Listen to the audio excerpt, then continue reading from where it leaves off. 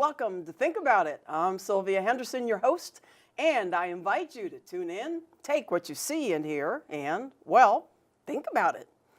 Today we're talking about the glass ceiling. Now, we'll define what that means. But many of you, especially if you're a woman, you know exactly what hitting that glass ceiling means in business, professionally, and sometimes otherwise. You know, if you're African American, if you're LGBT, if any kind of a category, there are glass ceilings there. But today we're talking about women and reaching the glass ceiling. And my guest is Ines LeBeau. Ines, welcome. Thank you, Sylvia, for having me on the show. And you're welcome. I love this topic so much because obviously both you and I are women and probably women of a certain age. And so the glass ceiling has been in our lives for a long, long time. So my show is not just focused on women viewers. And before we get into how you came to be talking about this issue, I've got guys out there who are watching the show. So why should they not be clicking to the next thing right now and keep listening? I think it's really critical to have a male audience because they have daughters, they have wives, they are managers, they are directors, they might be VPs, and it's about self-awareness, being top of mind of having women reporting to them, or it might be your coworker. And it's important to know what is going on within the corporate environment that's affecting the females that work there. Yeah, and the other thing that I was thinking of too when you were saying that is while men are typically in high levels of organizations, and there are a few women, unfortunately, even now, there's all the study about how we make decisions differently. And so for a company to really thrive, an organization needs both men and women in those high-level decision-making positions and in the C-suite to run better. Diversity of thought, diversity between males and females in the environment is critical for a company to reach its next level of profitability. Okay, so you guys, stay on here. Because it's good for you too. So let's move right in because our time is always too short in this show. Your career journey, how'd you get to focus on this and kind of get to where you are now? So what I want to talk about first is some of the traits, right, that are required in your journey. And I was born in Argentina to parents who were Holocaust survivors, and they came to America. We came to America when I was 10 years old. So think about what is the mentality of people who are survivors. They're fearless. They had to learn new languages. They had to be in a new environment. They had to change. Change was critical, and they took risks, right? Yeah. And they were fiercely independent because they had to be, because of their situation. And so one of the things that was my mother's mantra throughout my entire growing up was, you need an education. Nobody can take that away from you. Okay, I've heard that too. Right. And the work ethic was off the charts, right? I remember my mother had cancer, and she would get up every morning and take the bus and go downtown and go to work. Wow. Work, right? And so that was my environment that I grew in. I grew up independent. I was 10 years old, and my mother gave me money to go. We lived in American University Park in D.C., and she gave me money to go buy clothes, go to the movies, and I came home. Of course, today, I don't think you will let your 10-year-olds go do that. But one of the things that I learned was independence. Okay. Right? True independence, my ability to make my own decisions, and we went to school. My mother worked, so we had to come home and we had to do chores, and there wasn't where my mother was driving us around to soccer and all those other things, right? You know, she would probably laugh, right? And we had to figure all that out ourselves. Wow. Wow. That's fairly familiar, different, background, but the same thing I grew up with. It was, no play dates. Right. Back then, Right. It was at least be within view of mom and dad on the street, but had the whole street was our playground. That's right. And yeah, taught all kinds of characteristics. So now you were talking about independence. You're talking about fearlessness. Are those the kinds of traits that serve a woman today professionally in breaking that glass ceiling? So when you are in a company, one of the things that women tend to do is they tend to be invisible, right? They come in, they do their job, they don't rock the boat, they take their assignment, and maybe their manager, knows, oh yeah, you did a really great job. But what they're not very good at is they're not very good at doing their own PR, right? And it has to go beyond your manager. It has to be, you need to go out there and let other groups know, or committees you're on, and let other people know the kind of work that you're doing, right? In order for them to think about you when there's a project that has a higher visibility, we're going to give that to Sylvia. Sylvia is doing such a great job, right, with the projects that she's doing. But we tend to not be visible. We tend to do our job.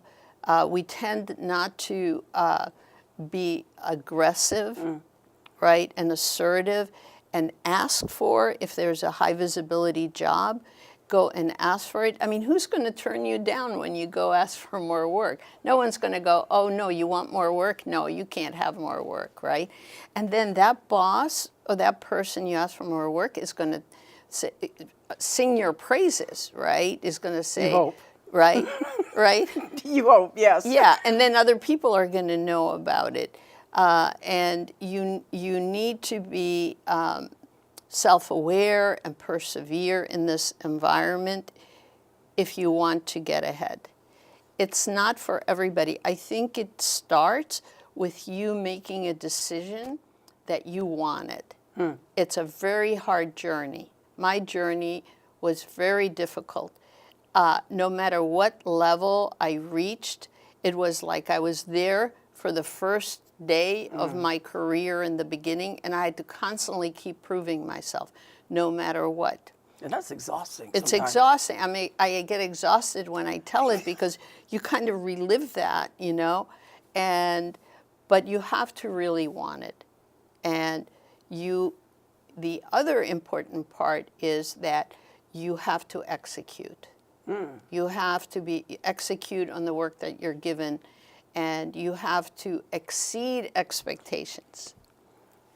I was gonna, yes. So a couple of things that you said really struck me. I remember came from corporate America, and I would watch people, guys, but I don't want to get into the male female thing. I would watch somebody do something that was in their job description, and they would brag about it, talk about it, that, hey, I organized that shelf. And I know when I looked at my job description, and I had leadership roles, organizing that shelf or teaching somebody how to organize it was kind of, why should I tell anybody? That's part of my job description. The lesson I learned is, no, I need to talk about it because nobody will know I did it. Unless Visibility I say it. is very critical, right? Now, there are some women who are going to say that, they're married and they have kids, and maybe right now in their career they don't want to be visible because they want to put in a certain amount of time because they want to go home.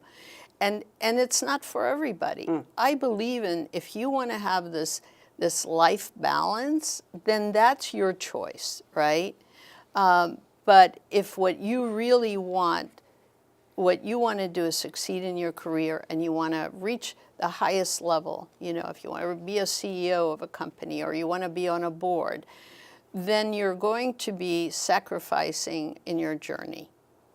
You know, I started off in my first job, I was divorced, I had a 10-year-old son, and I was the bread earner in the company, so I needed to make a living. I ended up in a company that was a satellite company, and when they hired me, they told me, good news, you have the job, and I got in my car and I went, oh my God, what's a satellite, you know? What is a program manager? They wanted me to be a program manager, and I had no idea. But I went in the next day and I took the job and I figured it out.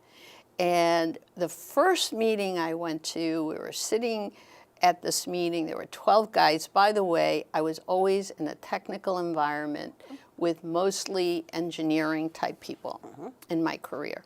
And so they all, whenever I spoke, they pretended I didn't say anything. And then one of them turned to me halfway through and hands me a piece of paper and he says, honey, can you go make a copy? And I looked at him, and you know, this is where my upbringing and my tough mom and dad, you know, came out of me. And I said, no one calls me honey, and go make your own copy, right? It was great. It was the best thing that ever happened in the first week that I was there, because I set a boundary. Yeah, and that right? to me is a good tip, then, a solid tip for women who are trying to break that glass ceiling is, yeah, set boundaries, even when they're fake. Because I remember I got asked to fix the copy. Can you unjam that paper when I was standing there one day? I'm a mid-level manager, and I knew how to do it, but I said, no, I don't know what's under here. And I went, oh. And off they went, and I never got asked again. Same thing, set your boundaries. You have to have boundaries, Yeah. and you have to let them know, see, I let them know I'm here. I am not invisible.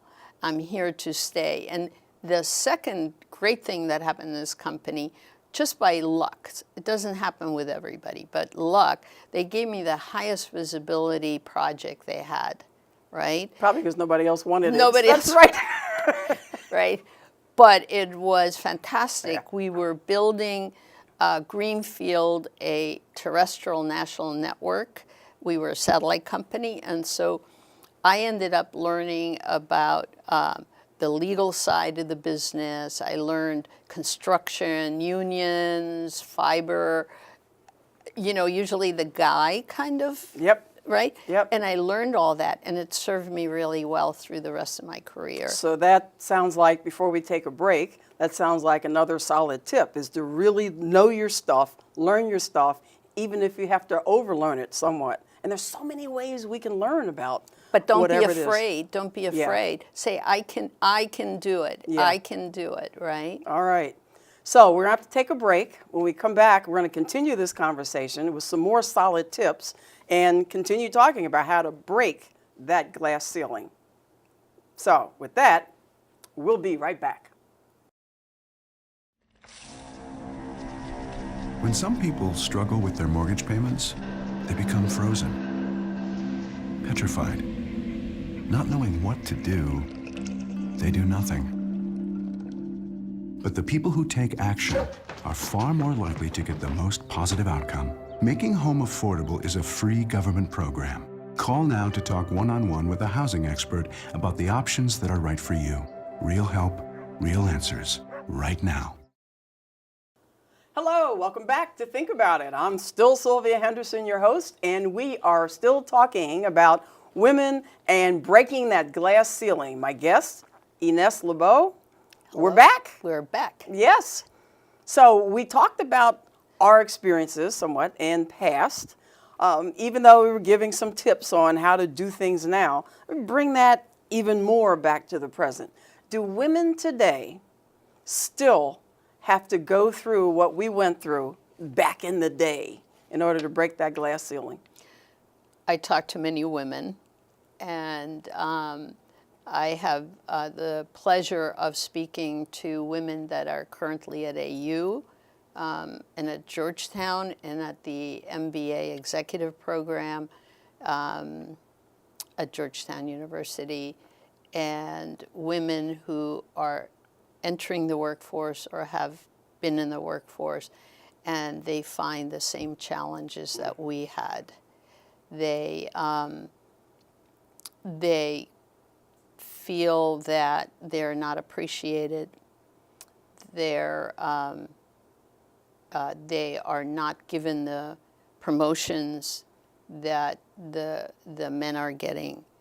They're finding, I talk to them about the same things, about you need to be visible, you need to be centered, you need to ask for what it is that you see an opportunity, you see that next promotion.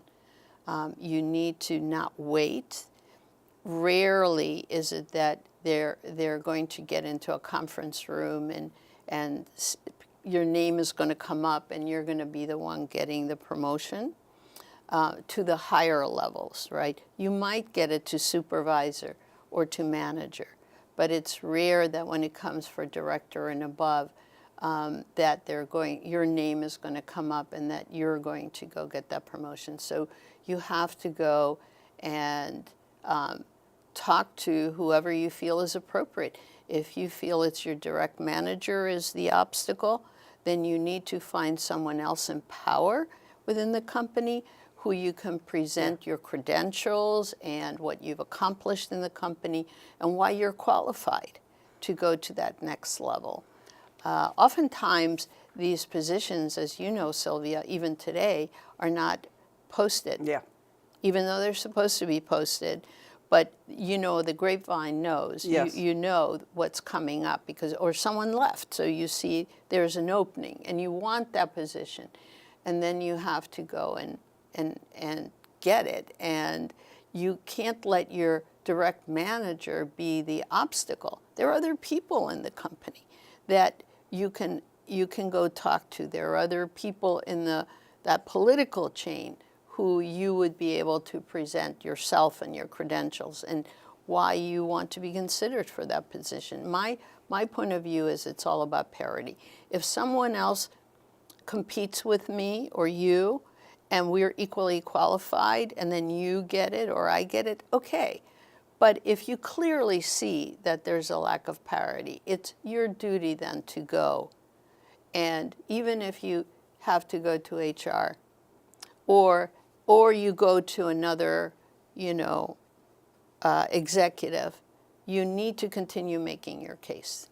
So there's a difference, I would think, between whining about not having Right. gotten a position and doing something and learning your lesson and figuring out how to do it the next time.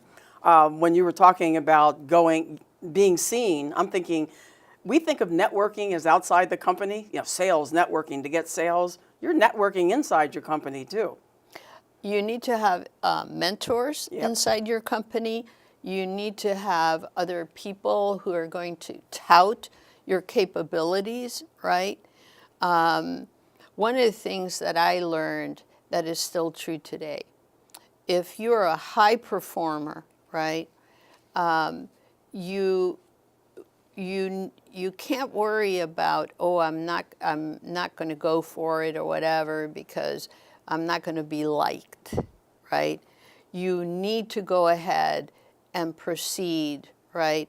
Because what you want to be and will be is respected for the work you did and also respected for not being invisible and for speaking up for what rightfully probably should be yours as your next step. I like that comparison because I remember when I was first manager, I want to be liked. I want to be liked. I've always been likable, and that was exactly what I was taught by a mentor, a male mentor. I said, "The heck with liked, you need respect." And the thing about that, I had all my mentors were male, and what he taught me as well was that what really counts is execution, your work product, right? You can't be the first one out the door, right? I remember I worked 24/7. Often we had to work 7 days a week to accomplish what we needed to accomplish. And you have to be, I was relentless, but I also let everybody know. Right. Right, you have to let people know. And there's self-care though in there too. I mean, there are times when you, again, a boundary, you figure out how to work smart, not harder, so that you don't kill yourself, because if you don't care for yourself, you can't care and perform. Okay, that's a really, there's a lot of press today and everybody talks about life-work balance, right? Not about balance, but there's at least some kind of control. Some kind of control, Yeah. right? And I'm a believer of that, right? It's not something that I was able to accomplish in my career. Yeah. It was because I knew where I wanted to go, and I learned from the men. Those were my mentors. I learned what I needed to go do, and so I did work, and also we were in a technical field, Right. which is different, because if we didn't work 24/7, our customers were down. It's different than if you're in a retail store, right? It depends what you do. Right. But at the end of the day, you need to put in that effort if you really want it and be recognized for it. So, do women, in order to break that glass ceiling, have to act like guys, dress like guys, be like them, or can they be themselves and use their own gifts, their own skills, their own strengths in order to break their glass ceiling? First and foremost, what's important with everything in life, right, not just work, is be yourself. It's just be yourself. I certainly wouldn't have wanted to emulate any of the guys, and I didn't feel I needed to dress in a certain way. I dressed how I was comfortable to be at work. And I feel you really, really focus on you, the work that needs to get done. You need to focus on being visible, be your own PR, your own marketing. You're a one-man band. One-person band. Yeah, yeah. Although that dress thing, I mean, there's an article in the Post business section about dress codes at an investment company have been relaxed. Right. Oh, I read and that. there's a whole thing about, so what do women wear? Because guys, I worked for a technology company too. One of the Fortune 50 white shirt, blue suited companies. I won't say the name. Most people can recognize the name. It is, right? And relax for a guy was the collar open, so. But there's still this thing about what do women wear to still garner respect. And I think what you're saying is you still need to have a power look or a corporate look and figure out what that is. Okay, so I would wear suits like this. Yeah, so did I. In my last company in 2015, a few other female executives, we all dressed more or less, with tailored clothes. That's the word, tailored. Right. Yeah. We wore tailored clothes. I am very, very comfortable in these clothes, and I'm happy to wear them. I've worn them my whole career. Yeah. I mean, there was a time, I don't want to date myself, okay, but it was the 80s and the 90s where women had to wear skirts. Oh, yeah. Right? And that wasn't that long ago. Had to wear skirts. That was uncomfortable every day, right? But once we just broke through the heck with skirts and we were able to wear pants outfits, and we have a lot of choices. It's still not as comfortable as casual menswear. Right. They just have a pair of pants and and a shirt, it's still not as comfortable, I right? think women, we figure out the style. I mean, Yeah. there's plenty of examples on TV. There's plenty of examples of newscasters who can still be very feminine, but definitely power, definitely, business. So I didn't want to dwell on that, but Yeah, no, we were it's talking true. about. Yeah, I saw that article too, and that was very And observant it's of timeless. Oh my gosh, because I Right. remember the Dress for Success way back in the 80s, So I know time is moving along here. If there were one or two key things that you want especially women, but then too, that you want viewers to keep in their heads about breaking that glass ceiling, what would they be? So number one, above all else, the most important is it's like therapy. What is it? What is it you want to do with your life? What is important to you, right? If it's more of this life balance, or it's not an either or, but it ends up that if, unfortunately, for us as women to be able to go to those next levels, something's got to give, right? So what is it you want to do? You have to really have a deep, thinking about what it is. If that's not what you want to do, it's okay too, but you have to think about it, so that's number one. And then once you decide that this is the trajectory you want, you have to remember your environment that you're going into. You have to be mindful of the politics that you're going into. You have to how to navigate navigate through it. Be aware of your environment, of what's going on. A little paranoia is good, right? Be a little paranoid, not necessarily trust everything in your environment, and execute. Yeah. And find a mentor. Find somebody. Right. They don't even need to be in that company. There are what's there today to learn from and talk to is so much more than what we had. So yeah, find a mentor.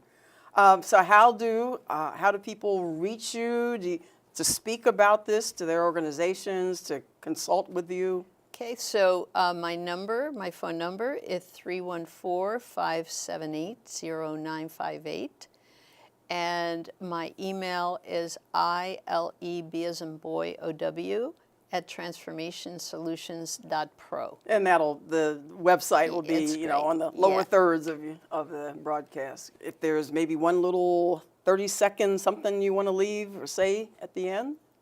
I want to say that I'm really encouraged by the fact that today women can be doctors and lawyers and any profession that they choose. That wasn't the case all the way through the 80s. Yeah. And I'm very encouraged for them to be able to do that. I see that every day that they're picking those. Don't play it safe.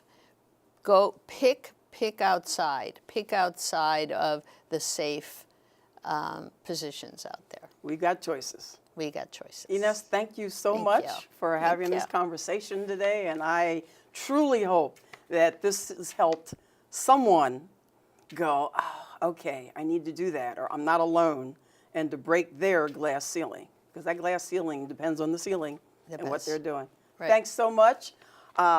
Thank you for being a part of Think About It today.